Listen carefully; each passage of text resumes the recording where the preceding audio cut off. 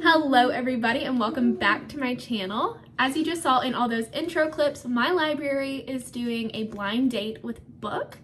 And this is something I have never done before, but it's something I have always wanted to do. So I decided to pick up two books to blind date with the books. I want to read the little descriptions that they have on the front of the books, and then we can open them up together. The first one that I got is a contemporary fiction. It says, "Family secrets bloom, healing through flowers, and grief and love." Ooh, pretty cover.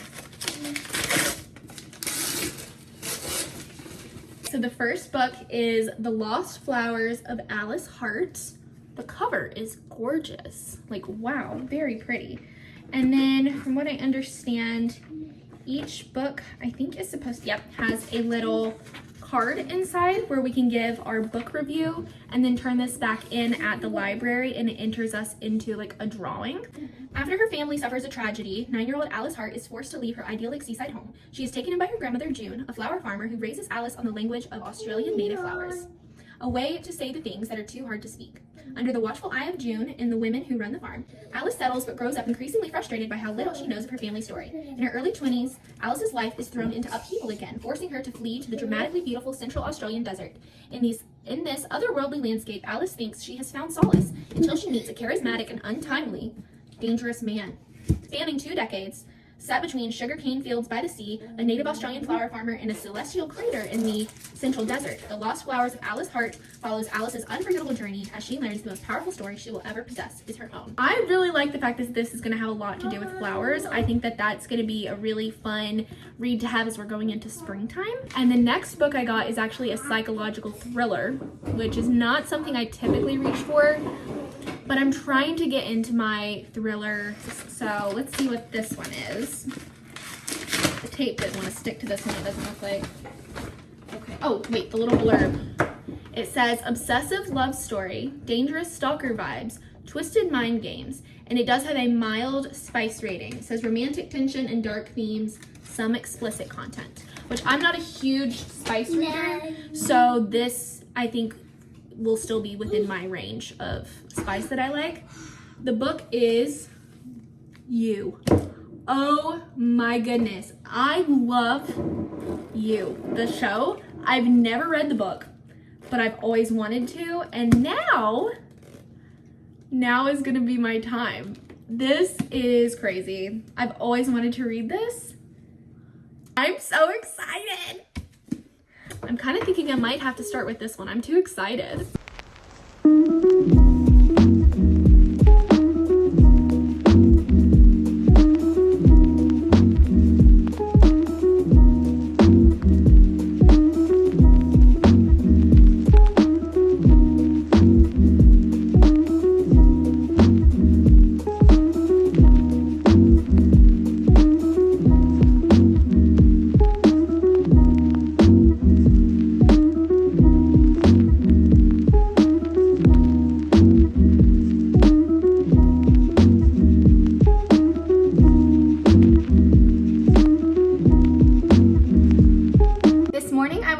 Start reading You, and I even was able to grab the audiobook for whenever I was like cooking breakfast and stuff this morning, and I listened to the audiobook while I was making a thumbnail while my daughter was taking a nap.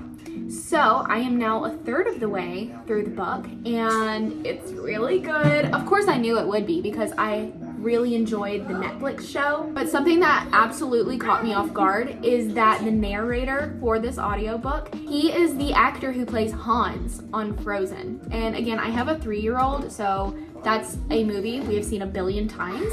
And now when I'm listening to the audiobook, that is the character that I'm imagining is talking to me. But also at the same time, the narrator, his name is Santino Fontana, he does a really good job narrating this book because I have seen the show on Netflix. So I would think that I'd be thinking in Penn Badgley's voice, but I don't. This one is just, his voice is just really fitting in an odd way.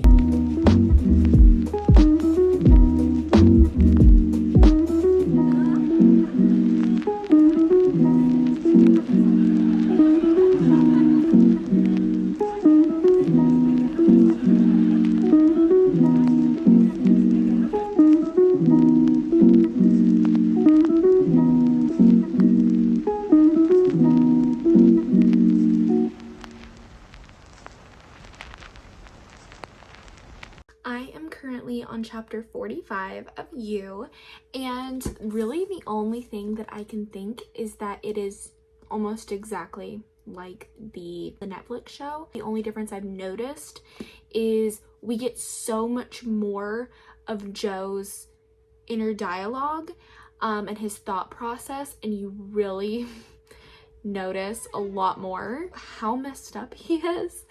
But at the same time, in reading this and in listening to the audiobook as well, I realize how much of the creepy, crazy things he does are also things that in, I guess, more like fantasy books, we would label as like territorial, I guess. The morally gray men that are often in fantasy books. I mean, really any of these. If they were doing these things that this man is doing in this book, or at least most of them, we would probably be like, oh my gosh, he's so defensive of her. He's so territorial when it comes to her.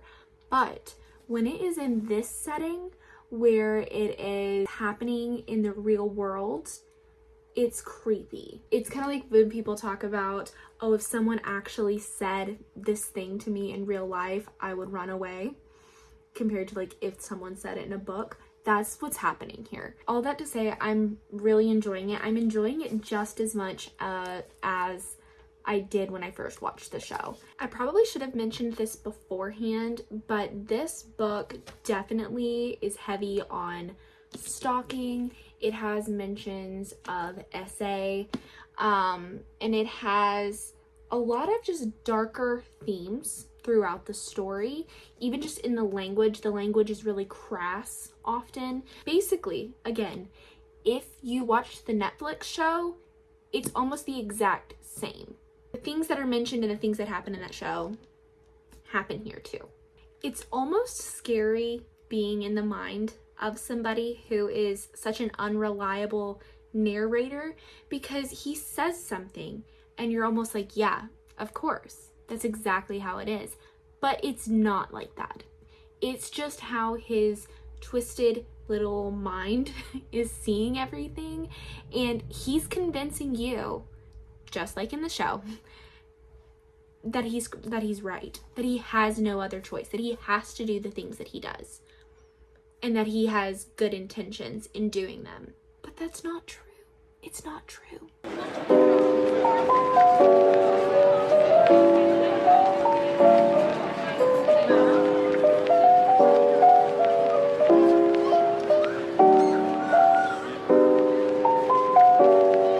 Everybody, I woke up this morning and I was able to finish reading You. It is now 9:15 in the morning, which means I've got plenty of time to roll into the next book.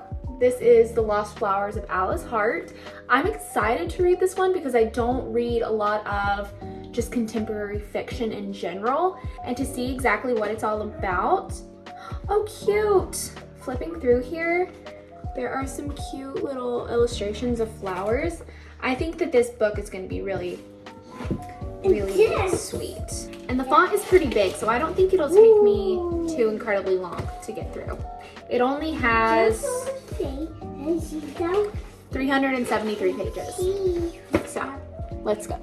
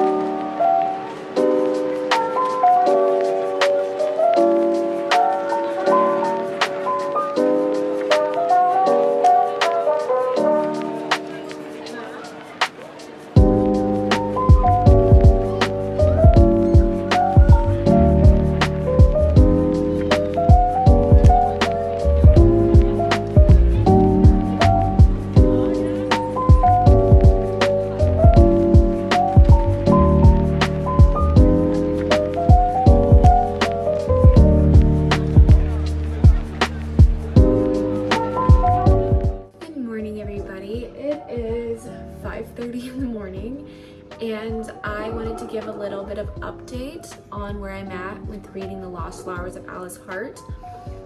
My coffee is making in the background, if you hear that. But I'm struggling a little bit with this book. I am, I think, 120-ish pages into the book, and it's slow. It's definitely giving literary fiction. And the sad thing is I know I think I know what's gonna happen in the story. I do think there are some pieces that we're still kind of putting together. Still struggling with getting through it. I can see where the story is going, even though we are missing a few pieces. I don't want to pick it up. Last night I went and I sat down and I decided I was going to read.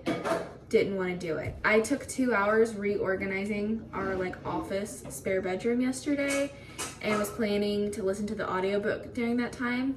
I didn't listen to the audiobook. Last night I picked up my Kindle and I started reading a different book.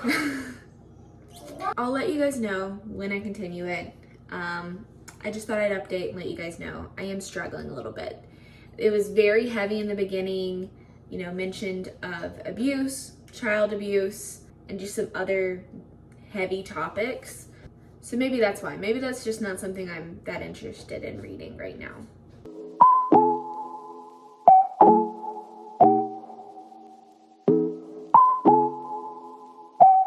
I have got my audiobook running right now. I'm listening to that while I'm on my walk today.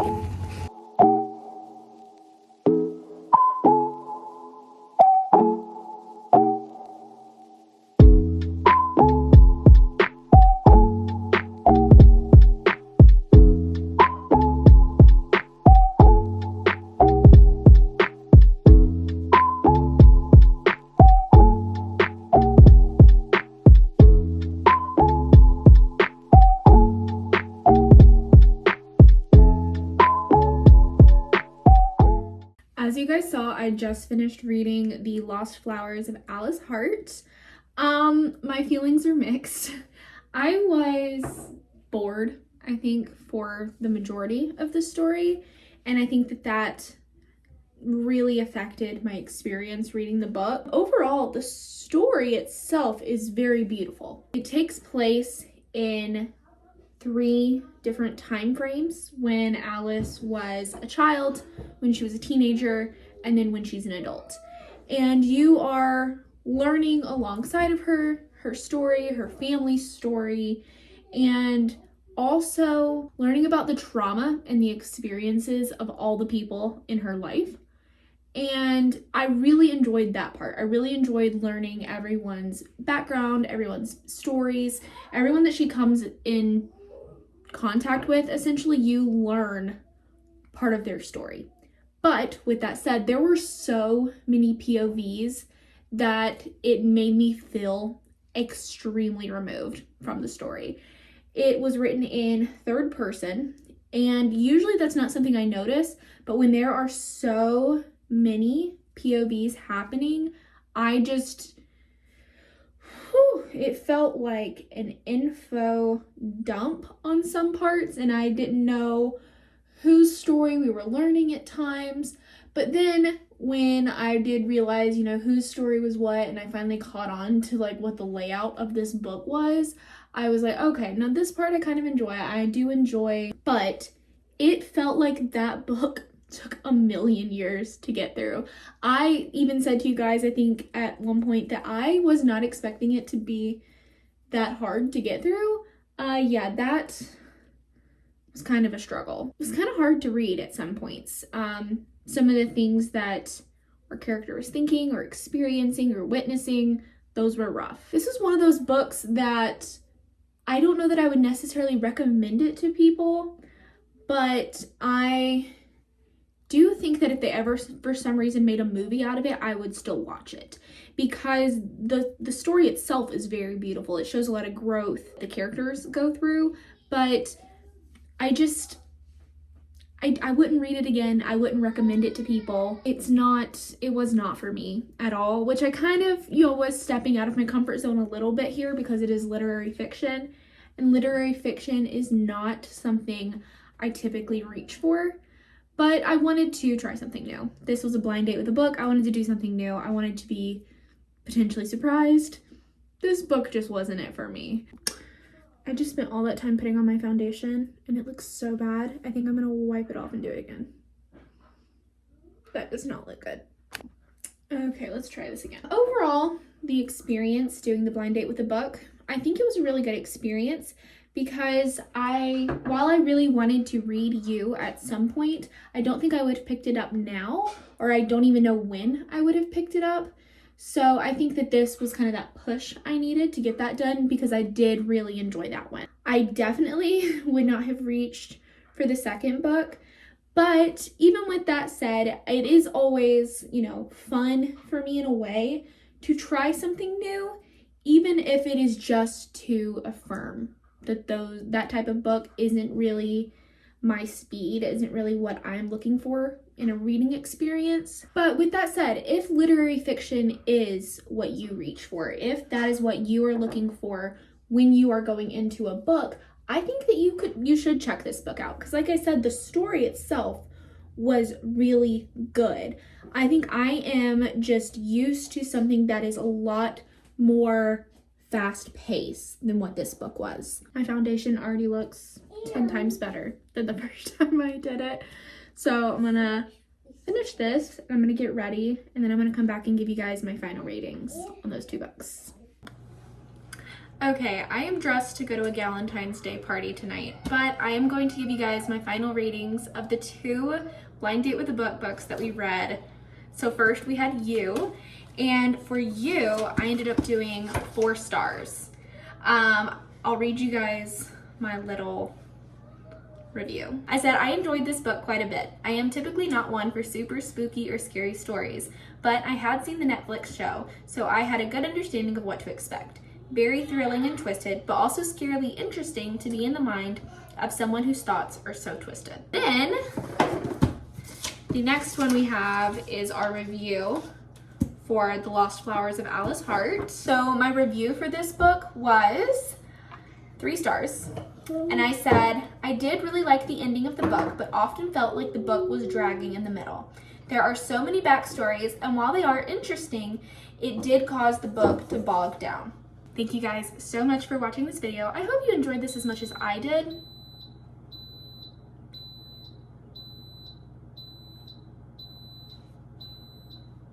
Go off, sis. Okay, dinner is ready. I really enjoyed making this video. I had a lot of fun reading new books. I'll see you guys in my next video. Bye!